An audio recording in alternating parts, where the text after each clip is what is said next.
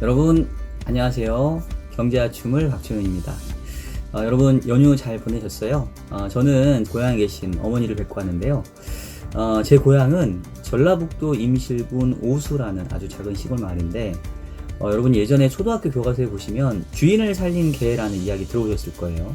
그래서 나중에 이제 주인이 그 사실을 깨닫고 거기다가 이제 강아지 묘를 만들어주고 평소에 자기가 짚고 다니던 지팡이를 꽂아주게 되는데 나중에 보니까 이 죽어있던 지팡이 나무에서 뿌리가 돋고 싹이 나서 큰 나무가 됐다. 그래서 이게 개의 중심이 하늘에 달했구나. 그래서 그 마을을 이제 개 오자에 나무 숫자를 쓰는 오수라고 칭하게 됐는데 그게 바로 제 고향입니다. 네, 이번에 고향 내려가니까 마침 그 오수의 의견 문화제 그 축제를 하고 있었는데 이전에 비해서는 행사가 되게 많이 커졌더라고요. 전라북도 지역에 가면 저희 고향 오수도 있고요. 조금만 가면 또 임실 치즈마을이 있고 좀 더 가면 또 전주 한옥마을이 있습니다. 또 그 옆에는 또 춘향전이 있는 또 남원이 있고요. 그래서 요 지역 이렇게 한번 묶어서 여행해 보시는 것도 상당히 재밌지 않을까 싶습니다. 예, 왠지 제가 이 홍보대사가 된 기분인데요. 오늘 연휴의 끝날 역시 저는 어김없이 주간 전망소 출발하도록 하겠습니다.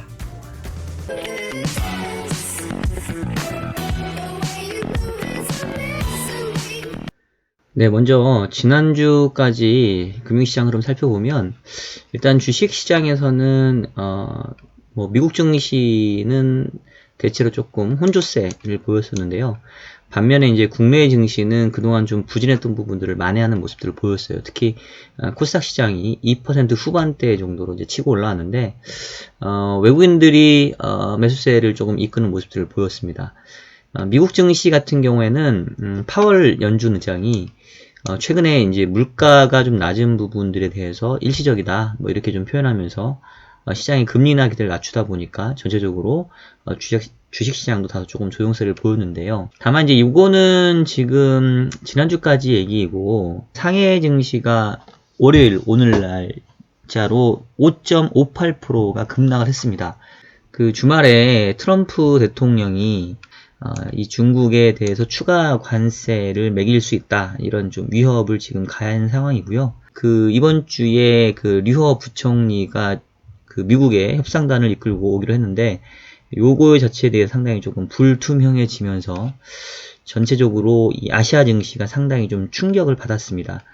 아마 미국 시장에서도 이 부분들이 좀 악영향을 미칠 것 같아서 지금 요거는 뭐 지난주 시장을 지금 얘기하는 게 상당히 조금 무의미해진 것 같아요. 채권 시장의 경우에는 뭐 지난주에 파월 의장이 금리 인하에 대한 기대감들 아까 얘기했던 것처럼 최근에 낮은 물가는 일시적인 것 같다 뭐 이렇게 좀 얘기하면서 이 금리 인하 기대감들 퇴색되면서 다소 조금 상승폭을 키웠었는데 요건 역시 지금 월요일자 미국 시장 아직 열리지 않은 아시아 시장에서의 미국채 시장을 보면 금리가 지금 하락하는 모습들을 보여주고 있습니다. 아무래도 다시 좀 위험 회피 현상들이 좀 벌어지고 있는 이런 환경이라고 볼 수 있겠고요. 외환시장 같은 경우 지금 지난주에도 원달러 환율이 1169원, 1170원대까지 거의 지금 튀어 올랐는데 지금 그 위안화 환율이 그 6.73에서 6.76 뭐 한때 6.79까지 튀어오는 모습들을 보였거든요. 역시 국내에도 화요일날 우리 시장 열리게 되면 원달러 환율 전체적으로 상승 압력을 받는 이런 모습들이 좀 예상이 되는 상황입니다. 원자재 시장은 뭐 지난주에 그동안에 이란 쪽에서 이 원유 공급이 좀 약화될 수 있다 이런 우려들이 있어서 좀 올라왔는데 최근에 사우디 등 오펙 국가들이 뭐 그 빈자리를 메꿀 거다 하면서 지금 유가는 다시 조금 하락세로 좀 돌아선 모습들을 좀 보여주고 있어요.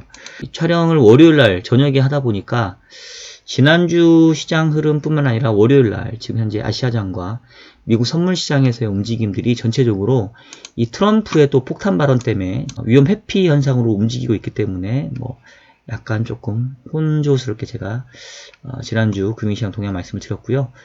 바로 이번 주에 예정되어 있는 경제지표하고 주요 이벤트로 넘어가도록 하겠습니다. 지금 일단 이제 이번 주에는 월요일날 뭐 유럽의 경제지표 합성 PMI 또 3월 소매 판매 또 중국의 차이신 서비스 PMI, 요 전체적으로 이 지표 이미 발표가 됐는데 잘 나왔어요. 그래서 상당히 좀 분위기는 좋게 시작할 수 있었었는데, 시장의 관심이 빠르게 이 트럼프의 폭탄 발언으로 인해서 다시 미중 무역 협상에 대한 그런 부분으로 좀 빠르게 돌아갔고요. 앞서 얘기했던 것처럼 이제 원래는 이번 주 수요일 날에 류호 부총리가 이끄는 이 중국의 무역협상단이 미국을 방문해서 고위급 협상을 좀 이어가고, 그러면 5월 말이나 6월 초 정도에 미국 트럼프와 이 중국 시진핑 주석이 서로 만나서 이제 정상회담을 하면서 뭔가 무역협상에 도장을 찍을 거다라는 기대감들이 상당히 팽배해 있었죠. 그거에 지금 착물을 끼얹은 꼴이 돼버렸고요. 일단은 과연 중국이 미국의 저러한 어떤 도발적인 그런 그 관세 위협에도 불구하고 미국을 방문해서 고위급 협상을 이어갈 건지 말 건지가 일단은 이번 주에 가장 중요한 이벤트가 돼버렸어요. 지금 뉴스를 보면 중국이 상당히 좀 충격을 받은 상황인 것 같고, 지금 현재 미국을 방문할지 여부를 좀 검토하겠다라고 좀 얘기를 하고 있어서 요거는 좀 기사가 나와야 봐야 될 것 같고요. 일단 뭐 결과론적으로 봤었을 때는 이 무역협상에 있어서 이 트럼프가 또 뭔가 벼랑끝 전술을 추구하면서 중국과의 협상력을 최대한 끌어올리기 위한 그런 뭐 협상의 기술로 좀 보여지고요.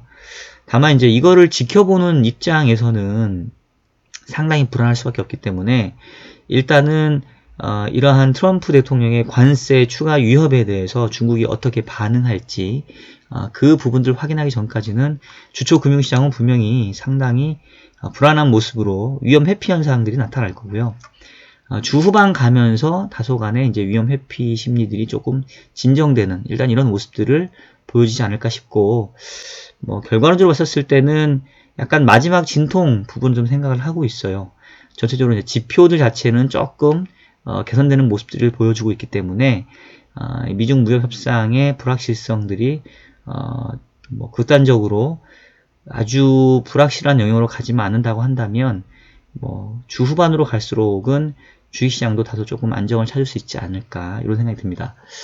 사실은 이 트럼프의 돌발 그런 이런 그 중국에 대한 추가적인 관세 위협만 아니었다라고 한다면 이번 주에 우리가 지켜봐야 될 변수는 주 후반에 예정되어 있는 이 파월 의장의 연설, 그리고 금요일날 예정되어 있는 미국의 4월 소비자 물가가 됐었을 거예요. 여러분 지난주에 미국의 고용지표 보셨죠? 고용지표를 보면 자, 이게 뭐냐면은 미국의 실업률입니다. 보시면 와, 이게 뭐 거의 1970년대 이후로 봤었을 때 실업률이 지금 뭐 거의 사상 최저 수준까지 지금 하락을 했는데요. 재밌는 것은 그 와중에도 미국의 임금 상승률은 여전히 정체된 상태로 지금 나왔습니다. 여러분 이제 아마 필립스 커브, 필립스 곡선, 이 경제 쪽에 조금 관심 있으신 분들은 아마 많이 들어보셨을 텐데, 이제 오랜 동안 관찰을 해보니 이 물가하고 실업률 간의 관계는 서로 역외관계가 있더라. 처음에는 이 물가 상승률로 발견한 게 아니라 이제 임금 상승률로 발견했는데 이게 나중에 확장이 됐거든요. 그래서 어쨌든 뭐 임금 상승률 또는 물가 상승률과 이 실업률은 역외관계에 있다. 이제 이렇게 우리가 필립스 커브에 의해서는 이렇게 과거에 증명된 바가 있는데, 앞서 보였던 것처럼 미국은 지금 전혀 그런 상황이 아닌 거죠. 실업률은 사상 최저로 하락을 하고 있으니 이 필립스 커브가 유효하다면 원래는 임금 상승률도 크게 올라가야 되는데 여전히 임금 상승률은 지금 몇 개월째 계속해서 낮은 수준을 유지하고 있는 이런 상황이고요. 그래서 이 필립스 커브의 기울기를 한번 보시면 과거에 비했었을 때는 상당히 매우 플랫한, 아주 평탄한 모습들을 보여주고 있어요. 더 베러 소사이어티라고 하는 분이 또 상당히 좀 정리를 잘 해놓으셨더라고요. 요번 자료를 좀 차용을 할게요.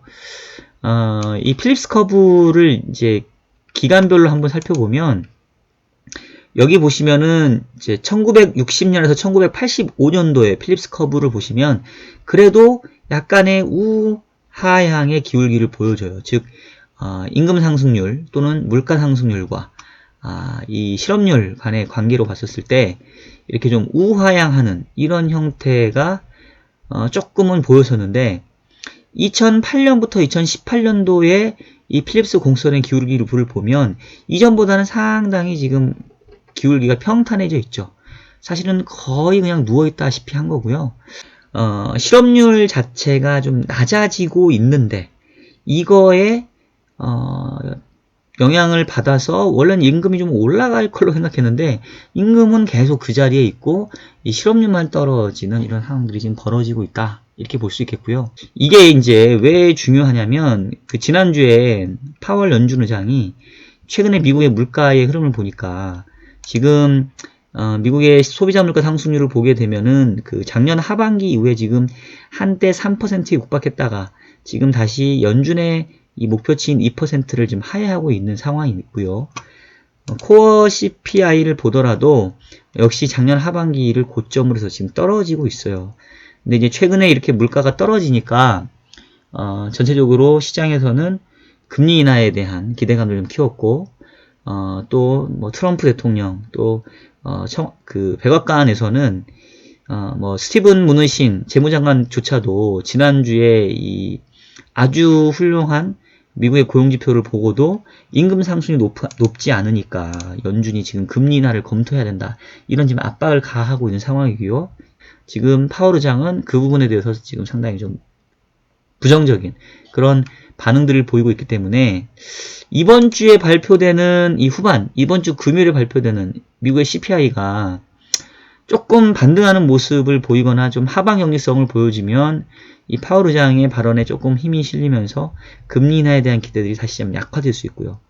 반대로 이 물가 지표가 요번에도 아래쪽을 향하게 된다면 뭐 파월 의장이 말은 저렇게 한다 하더라도 결국은 물가의 흐름을 봤었을 때 연준은 뭐 금리 인하를 연내에 할 수밖에 없을 것이다. 뭐 이제 이런 기대감들이 아마 생길 겁니다. 연관돼서 저희 그 경제추물 TV 채널 저희 그 구독자께서 조금 요청하신 내용이 있어요. 그 최근에 현대통화 이론이라는 그거를 아마 여러분 들어보셨을 겁니다. 이 현대통화 이론에서 주장하는 바는 뭐냐면 미국이나 일본이나 뭐 이런 기축통화들 같은 경우에는 재정적자를 얼마든지 쓸 수 있다라는 거고 그 재정적자에 그 메꿔주는 부분들은 결국은 중앙은행이 통화를 발권해가지고 무제한 정도로 재정적자를 뒷받침하면 된다. 즉 정부가 국채를 발행해서 돈을 쓰고 결국은 이 돈은 중앙은행이 사주면 된다.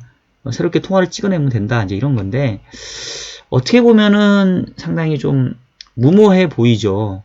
왜냐면은 이 과거의 통화 이론으로 봤었을 때는 특히 이 밀턴 프리드먼이 얘기한 모든 인플레이션은 화폐적인 현상이다 라는 정의에 우리가 비롯해 본다면 통화량이 늘어나면 늘어날수록 당연히 인플레이션이 발생을 해요. 근데 지금 이 최근에 나타나고 있는 현상들은 지금까지 보면은 각국 중앙은행들이 뭐 QE까지 해가면서 돈을 많이 쏟아부었고 뭐 여전히 저금리, 마이너스 금리까지도 유지하고 있는데 지금 인플레이션이 안 오거든요. 지금 앞에서 봤던 내용들도 지금 연관이 되는 겁니다. 지금 필립스 커브가 이렇게 지금 누워있다는 얘기는 돈을 그렇게 많이 쏟아부었음에도 불구하고 물가도 안 오르고 임금도 안 오르고 이런 상황이에요. 그래서 이처럼 물가가 안정적인 상황에서는 이 현대통화 이론도 상당히 설득력을 얻는 이런 상황인 것 같아요. 최근에 이제 헤지펀드 대부라고 할 수 있는 레이 달리오도 이 현대통화 이론이 시간 문제다. 곧 도입하게 될 거다. 이제 이렇게 했는데, 일단 구독자께서 저에게 물어보신 거는 이제 저의 의견은 어떠냐라는 부분인데요. 일단은 제가 생각하기에도 앞서 얘기했던 것처럼 예전과는 달라진 이 물가 환경, 즉 경기가 좋아진다 하더라도 공유 경제라던가 또 유통 혁신이라던가 또 긱 이코노미라던가 이런 것들에 의해서 물가가 올라가기가 어려운 환경으로 가고 있기 때문에 중앙은행이 추가적으로 통화량을 늘린다 하더라도 그게 하이퍼 인플레이션으로 갈 가능성은 낮아 보이고요. 다만 이제 그거는 어디까지나 기축통화국의 얘기입니다.